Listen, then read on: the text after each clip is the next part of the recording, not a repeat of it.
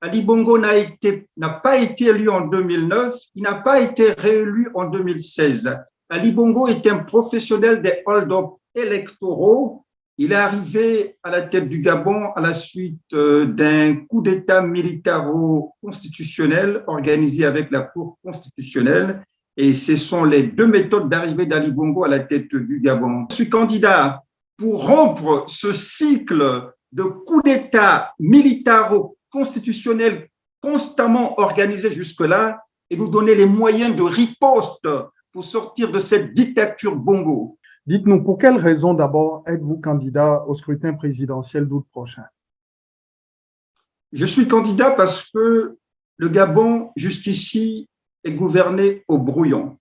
Les richesses nationales ne profitent pas à la population, sinon ne profitent qu'aux clans, au pouvoir et alliés. Je suis candidat pour rendre au Gabon sa dignité, permettre aux Gabonais de se réapproprier leur pays parce que la culture gabonaise s'émeurt et nous ne pouvions pas regarder cela avec impuissance. La politique gabonaise est séquestrée par le plan Bongo-PDG qui nous impose justement un déni de démocratie permanent. Nous voulons justement retrouver notre souveraineté, sortir du statut de sujet du clan Bongo et sujet également de la France-Afrique. L'essentiel de ceux qui constituent le Gabon, notamment ses terres et ses richesses, sont naturellement et malheureusement au nom des non-gabonais. Nous voulons également, dans le cadre du social, parvenir à certains équilibres, comme l'accès au titre foncier, qui sera l'exclusivité des Gabonais, parce qu'on a constaté naturellement des pratiques d'expropriation des Gabonais de leurs terres. Nous voulons justement mettre un terme à cela en recentrant l'exclusivité de l'accès au titre foncier aux Gabonais. Et nous tenons à une mesure sociale majeure, l'apprentissage des langues locales à l'école, parce que dans notre école, on apprend toutes les langues étrangères sauf les langues locales, et également lutter contre la pratique de l'homosexualité qui, depuis l'Occident, essaye de gagner du terrain en Afrique. Nous reviendrons à la pénalisation de cette pratique sexuelle, naturellement en respectant les différences. Ceux qui voudraient en jouir le feront hors du Gabon. Pour ce qui est justement de la fin de la France-Afrique, je prends l'engagement justement devant le peuple gabonais et devant l'histoire de signer l'acte de décès de la France-Afrique une fois j'accède au pouvoir. L'âme de la France-Afrique, ce sont les accords de coopération bidons scellés avec les États africains sous son giron.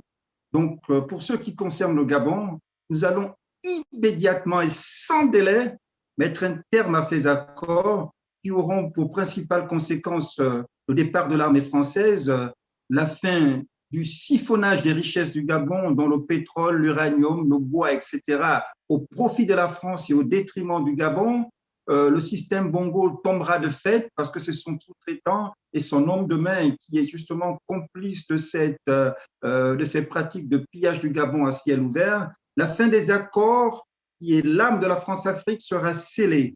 Et pour justement permettre qu'en plus du Gabon, les autres États s'affranchissent de cette France-Afrique, nous aurions comme renouveau institutionnel la présence au sein de la présidence de la République d'une cellule de renaissance africaine qui sera le pont entre le Gabon et les autres États africains désireux de s'affranchir de la France-Afrique. Nous donnerons les moyens financiers, intellectuels et humains pour qu'après le Gabon, eux également s'affranchissent non seulement de la France-Afrique, mais de l'impérialisme occidental qui a plusieurs visages, américains, allemands, anglais, etc. Donc la fin des accords de coopération nous liant aux États impérialistes sera le symbole de cette mort programmée, cette mort politique de la France-Afrique.